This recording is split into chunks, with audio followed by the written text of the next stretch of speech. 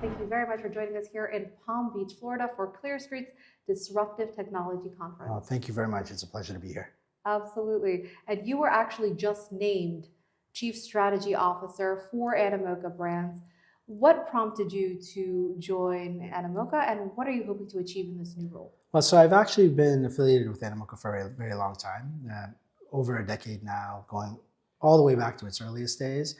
And along the way, I've kind of worn different hats for the company as they've needed. And in this period, as we're really looking at the opportunities that are available to us here in North America, it felt like the right time to really lean in and help them expand and explore what's possible here. And earlier this month, we learned that Animoca Brands plans to go public next year via reverse merger with Currenc, which is a Singapore-based fintech firm. That's right. And Animoca aims to list on the NASDAQ. That's right. So what was the main driver behind this move, specifically now? You know, I mean, the timing is right? The timing is now. If you think about everything that's going on in our space, if you think about the regulatory environment in the US and what's changed with this new administration, it's been a real interesting moment for us to take a step back and say, what's the best way for us to expand upon and build upon the work that we've been doing all across Asia and Europe? And so with Currenc, we found a partner actually. So this isn't some like go find a shell RTO. This is actually a true partnership with a company that has assets and businesses that actually are really complementary to ours, right? If you think about the millions of transactions, last year they did over 13 million transactions across the world, actually, in cross-border payments. And you think about what they've built up as a revenue basis, and then you realize that there's this really interesting marriage between how we've approached the space and think about the financification of really everything when the tokenomics kind of play into it, and how this company and that management team fits into the strategy. That partnership just felt like a really great match. And so we did make the announcement. It was actually a really awesome moment for me personally, just seeing the combination of the work of the team over the last decade. And then also just more broadly, like it's an exciting moment for our industry and it's an exciting moment for the company. So what will change for Animoca Brands if you do in fact go public here in the US? I mean, it's obviously opening the doors to a different liquidity market. It opens the doors to an equity market that we haven't tapped into before. It more broadly gets us into the space that we wish to be in the US. You know, we are in a lot of ways the index across the Web3 space, right? If you think about us as a business, the investments that we've made across 600 plus portfolio companies, 628 now, the kind of operating businesses we have in the Sandbox and Mocha and AnyChess and EduChain and the advisory services components that we've built up over the years, like all of this is geared up so that the investors out there that are thinking about the space, that are curious about it, have an alternative besides investing in Bitcoin or investing in Ethereum. We think we're one of those opportunities for someone to gain broad access to what is a really exciting growing market, but not to have to make too big a risk on any one token or any one bet. And so what we aim to do is whenever there's something interesting and exciting happening, as with stablecoins or as with RWAs, that we're going to become one of the market leaders and we're going to be a way for the entire industry and the entire retail sector to kind of benefit from the changes that happen within the Web3 ecosystem. And you know, we are seeing this wave of crypto companies going public, especially this year. Some examples include Circle, stablecoin issuer, and Gemini, a crypto exchange.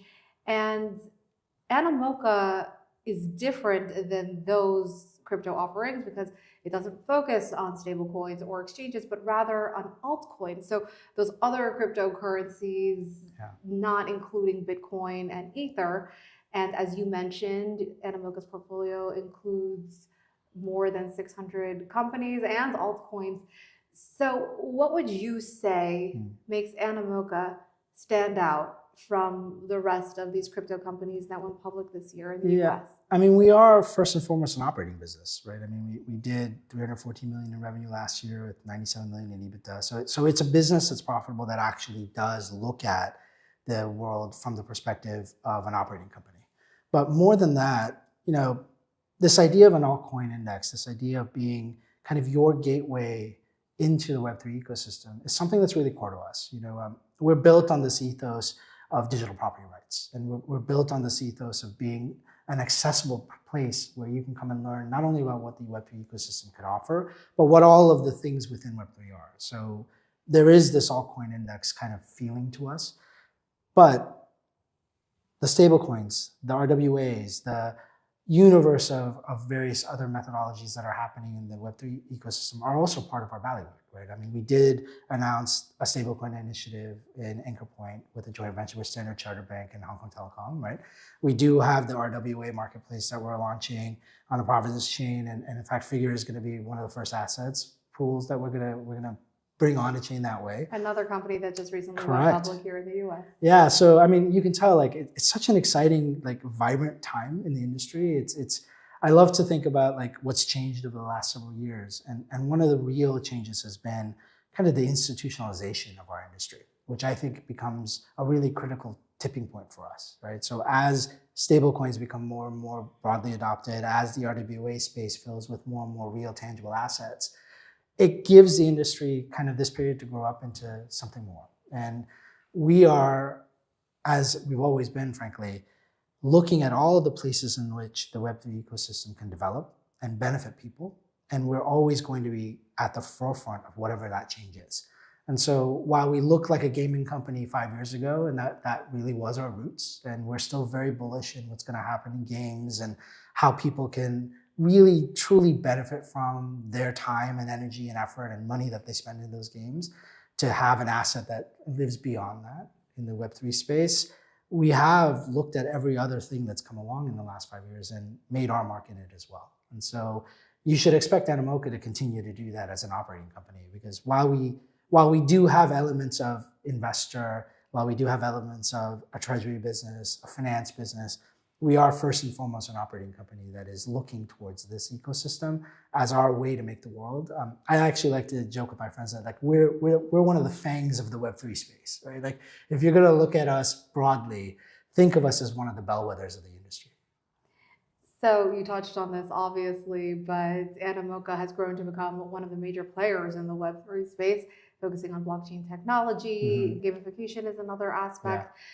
But there's so much more to Animoca. So can you take our viewers through what Animoca's goals are, especially as we head into the new year? What can people expect from Animoca in 2026 and beyond? Yeah, I mean, you should expect a lot of what we've done in the past to continue, right? We are going to launch into the stablecoin initiative in a major way.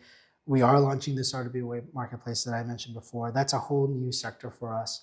The projects that we have under our house, Sandbox, Mocha ID, AnyChess, EduChain, these are all spaces where we see a way to transform the way that people access digital property rights, a way for people to kind of benefit from their effort and their data.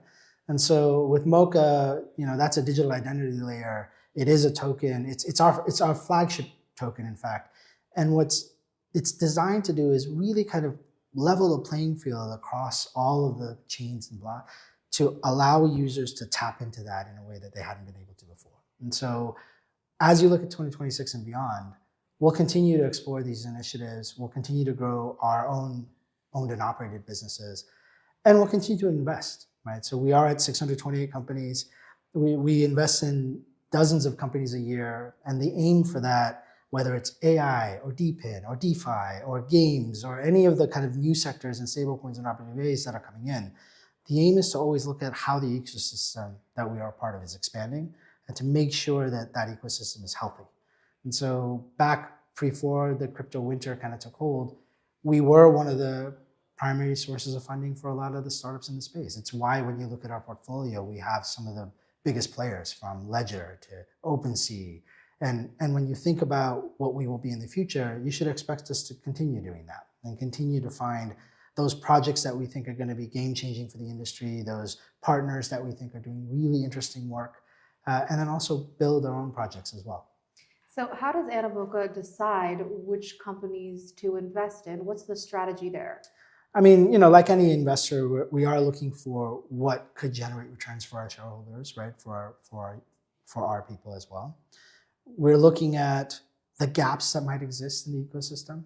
So AI is a great example because I think this convergence between AI and blockchain is a really powerful force multiplier. right? I mean, if you think about the things AI needs, from validation to authentication to provenance to transaction-based, tokens are a really amazing way to create something immutable that does that. Or if you think about like robotics, right? And where you need to understand, why did the robot do the thing they did? Like, again, blockchain is a really great place to kind of track how these actions are happening and look back in time to make sure that it's doing what it's supposed to do.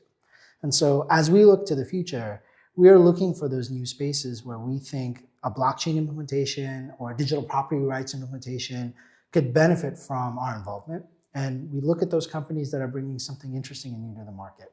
And so partly it's with that kind of cap of, we are an investor, but it's also partly from the perspective of, we're an ecosystem developer and we're part of that ecosystem. And so when you look at our portfolio, the reason it's so broad is because all along the way, as these new models from DePIN to DeFi to whatever have come along, we've looked at that space critically and said, great, like what's our addition to this pool? How can we help grow that market? And then who are the companies around that are doing really interesting work around the world that we can help support and bring into this community?